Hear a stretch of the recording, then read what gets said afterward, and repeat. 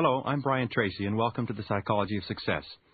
For the last 20 years, I've studied successful men and women, successful companies and organizations, and I've practiced some of the success principles we're going to talk about, and they've been extraordinarily helpful to me.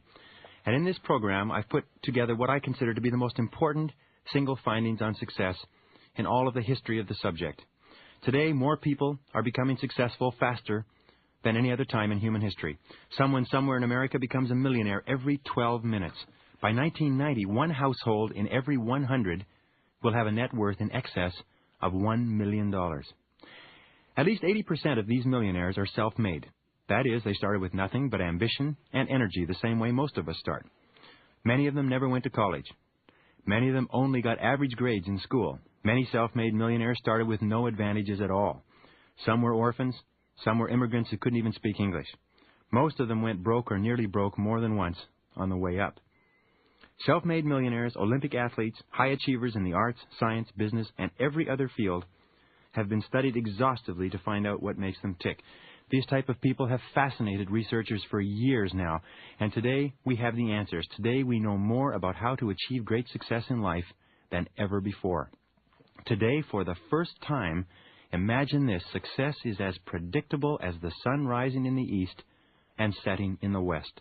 Today, success is a science. It has been broken down and subdivided, and anybody can achieve greater success, wealth, and happiness in life if they will simply do two things. First, make a decision to be successful right now. Most people never decide to be wealthy, and that's why they retire poor.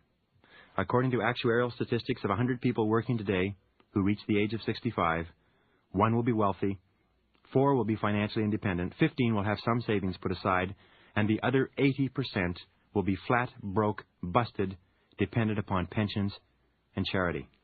Only 1 or 2% will ever do really well, and that is in spite of living in one of the most affluent societies in all of human history. And the second requirement, if you want to achieve greater success, is simply this: learn from the experts. Study successful men and women and do what they do, and you'll be successful too. It sounds simple, doesn't it?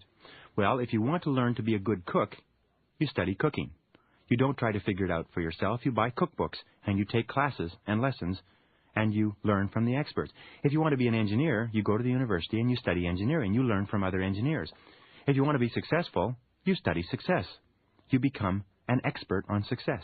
Now, I'm astonished, and I'm always astonished at some of the most important things in life. People think that they're going to learn them by osmosis.